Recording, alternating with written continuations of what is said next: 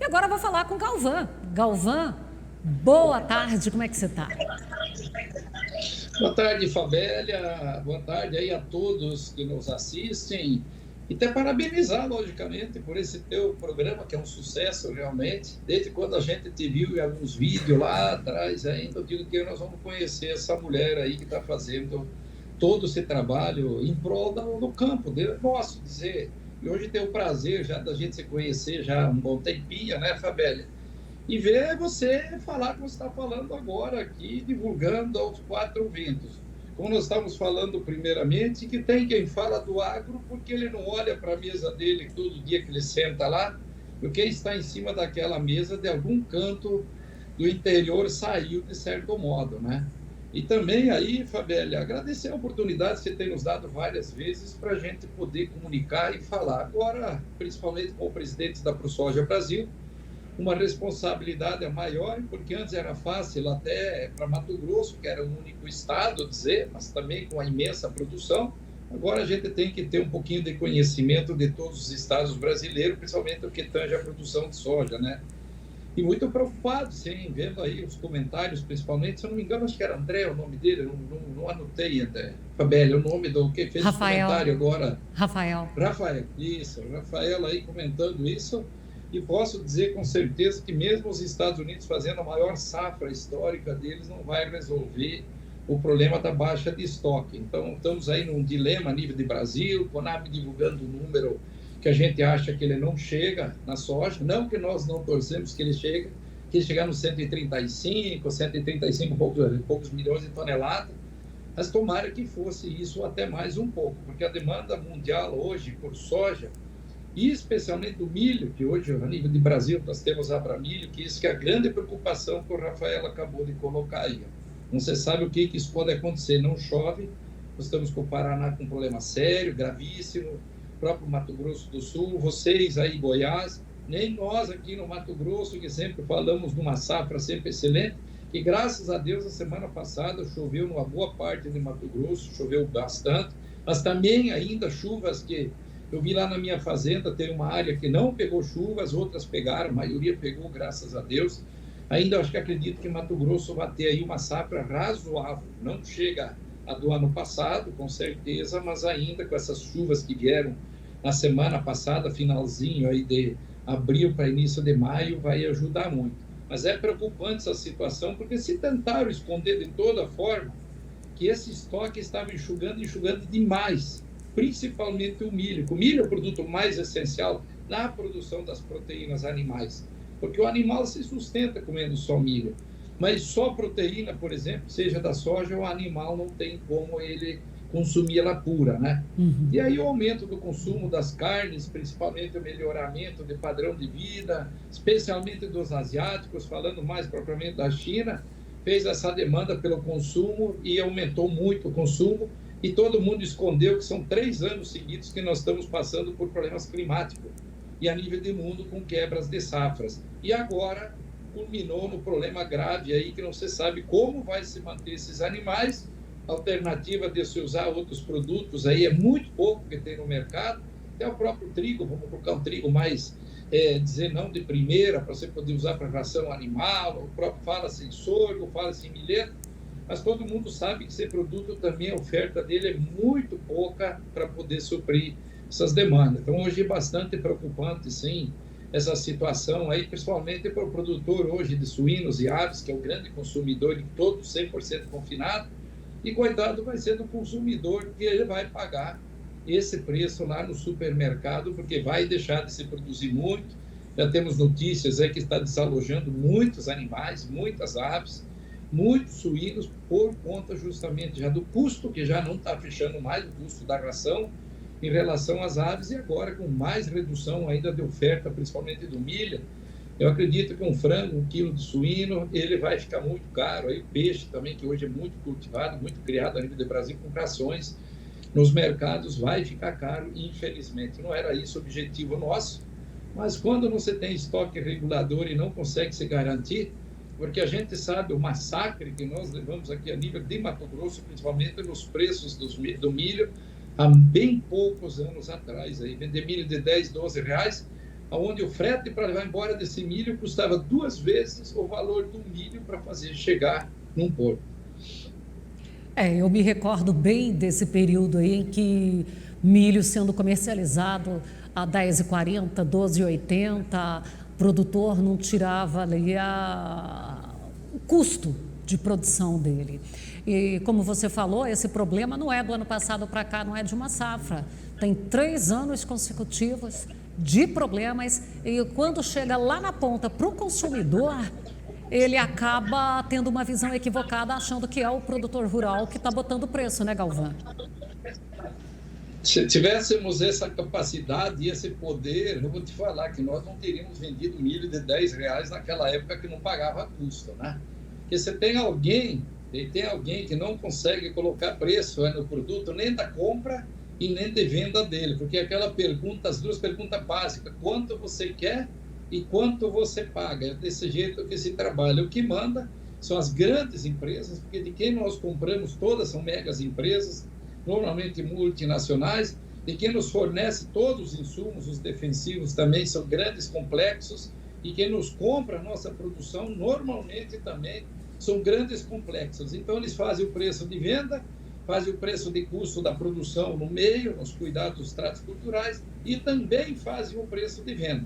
Só não matam a galinha dos ovos de ouro, porque se nos matarem e não deixar fazer a produção, não adianta ter a indústria de defensivos, de insumos, não adianta você ter a indústria para poder transformar a produção agrícola. Então, sempre deixa uma fatia, mas vem os altos e baixos aí no meio, aí vem esses atrapalhos da produção, principalmente a questão climática, que vem assolando o mundo, porque quando falamos aqui 3 a 4 anos, isso aí vem a nível de mundo, essas quebras de produtividade. Porque se nós olharmos os Estados Unidos, já tem quantos anos eles reduziram a produção de soja, principalmente deles, sem reduzir as áreas. Extremamente problemas climáticos, tanto de milho como de soja lá também. A Índia, com a grande quebra também ano passado, só a China que não divulga que está do lado, né, por ser um país comunista, que com certeza também deve ter acumulado quebras de safra, principalmente de milho, que ela é grande produtora de milho, segundo maior produtor de milho do mundo, como ela detém o maior rebanho de suínos, hoje falam que metade do suíno é produzido lá pelo hábito alimentar deles. Você veja a dificuldade que eles estão passando e passaram, estão passando e vão passar para conseguir o alimento para tratar esses animais, para você poder fornecer depois aos consumidores. Galvão, esses dias eu vi um vídeo seu, você falando sobre uma das bandeiras a trabalhar, é aquele desconto dos grãos avariados que chegam no armazém em relação ao produtor. Qual é o ponto de vista para fazer essa defesa? Bom, nós fizemos pesquisa, né? Porque quando nós fomos falar em mudança de classificação de grãos, em 2016, que esse assunto já é corriqueiro, já é antigo. A discussão de classificação sempre existiu. Em 2007 a gente conseguiu dar uma maneirada, porque até 2007, inclusive, aquele grão avariado por picada de inseto era descontado 100%. 2007, na mudança da Instrução Normativa 011, a gente conseguiu provar que aquele grão não era problema, aí acabou se descontando 1/4 dele. E aí, em 2016, em discussões acaloradas, logicamente, dentro do Ministério da Agricultura, com quem nos compra, com o próprio Ministério, e eles simplesmente alegaram que esse grão danificado, que sofre um dano por excesso de chuva normalmente, por alguma forma, e normalmente é o excesso de chuva, não haveria comprovação científica que ele tivesse os mesmos benefícios daquele grão bonitinho, redondinho, que é a soja normal. Então, por isso, a ProSoja Mato Grosso, à frente da minha gestão, nós fizemos esses trabalhos, já está em fase de publicação científica, que eu acho que se não saiu, está para sair, onde mostra que, independente do aspecto físico de você olhar o grão, ele não perde qualidade nenhuma. Inclusive, no teor de mais avariado, que seria o soja do grão ardido, ele contém mais proteína que aquele grão de soja normal. Então, hoje nós temos essa comprovação cientificamente, porque nós nunca vimos aonde jogava aqueles grãos até hoje, onde enterrava, jogava fora, fazia fertilizante, né? Sempre foram utilizados pela indústria. E hoje, então, nós temos comprovadamente que esse grão é 100% utilizado, ele tem o mesmo benefício daquele grão sadio, normal. Então, estamos aí abrindo essa discussão novamente, agora com comprovação científica, que aquele grão tem que ser pago independente da presença física dele, se ele tem um aspecto bonitinho ou mais feinho, porque ele tem as mesmas propriedades nutricionais, até melhor do que os outros. E agora a Fabélia também, esse mesmo trabalho, o Soja Mato Grosso aqui está fazendo quanto à questão do milho avariado também. E qualquer manchinha também no miolo do milho, aí, esse grão está mofado, esse grão está aí, esse grão está aqui. Então, estamos fazendo esse trabalho também, que eu também não vi, quando compro um grão de milho mofado, jogarem fora. Sempre é utilizado, porque depois que você moe o milho, depois que você esmaga a soja, está no farelo e no óleo, ninguém sabe se a soja era avariada ou era boa. Vem aquela história da vaca, do boi, se era preto, se era branco, depois que você tirar o couro dele, ele vende por carne, e o preço da carne está lá. A alcatra está tanto, a paleta é tanto, a costela é tanto, tu não sabe qual é a cor do boi. E na hora de vender a cor do boi, ele acaba valorizando ou não a carne, nesse sentido. Então, a gente conseguiu provar isso hoje cientificamente e vamos abrir essa discussão.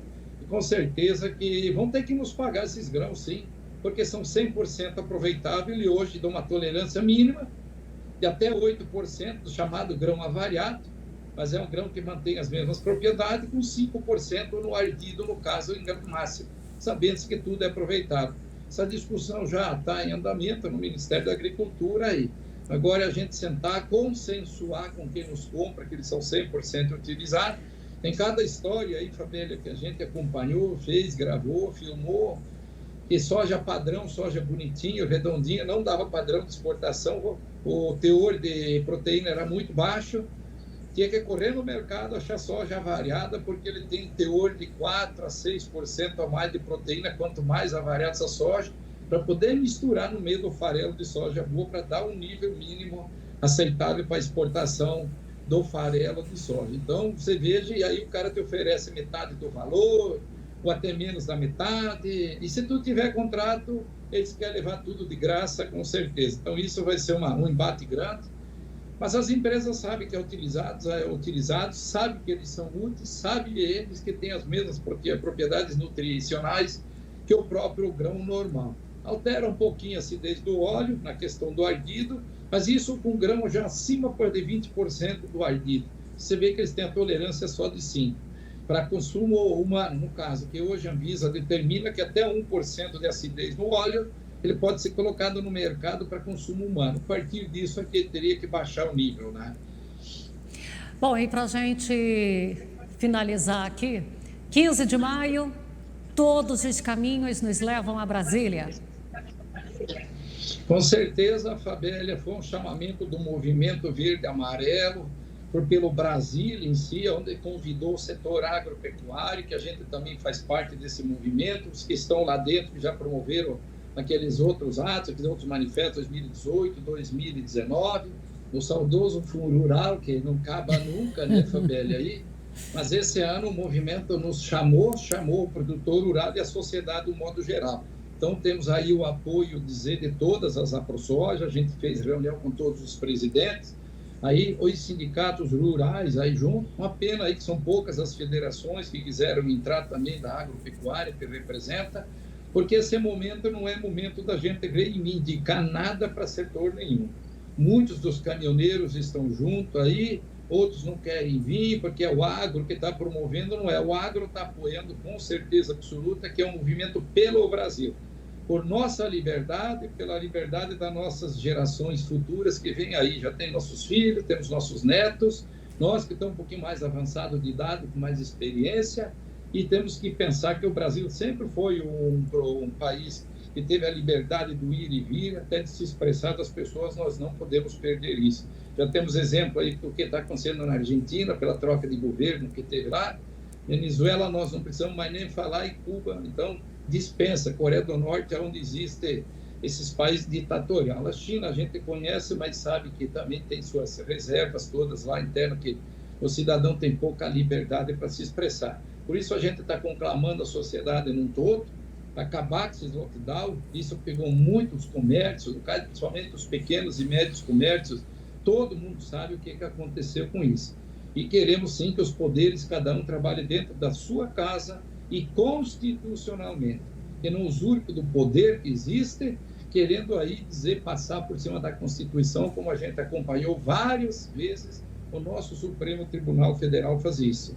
E cobrar dos nossos políticos a omissão que o nosso Congresso Nacional está tendo em relação a esses fatos, porque o Congresso Nacional tem o poder também de enquadrar esses ministros, não são todos lá dentro, mas tem alguns mais exagerados, que eles estão trabalhando fora do quadrado das 4 linhas da nossa Constituição.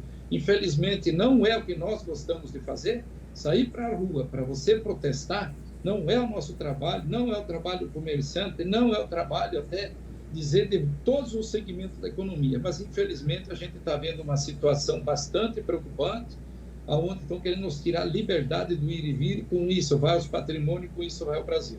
Por isso, então, dia 15, a gente conclama a sociedade, de um modo geral, especial ao produtor, aquele que a gente representa também, que se faça presente em Brasília, principalmente aí o estado de Goiás, que circunda, dizer Goiás circunda, está feito uma ilha de Brasília, que a gente esteja aí o Distrito Federal.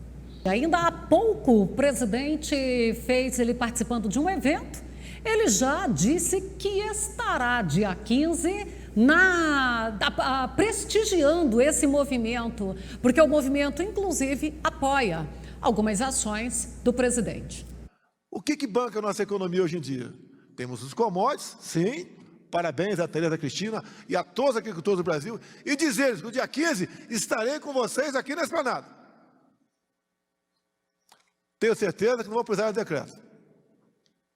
Estamos com a dificuldade de produção, inclusive por conta de clima. Eu vou agradecer essa notícia ótima, assim, ele será bem-vindo no nosso acampamento. E nós estaremos por lá já dia 14 para conversar com os produtores que vêm de todo o Brasil e também encontrando com você lá, Galvão. Com certeza, Fabélia, a gente vai se ver e temos muito que conversar.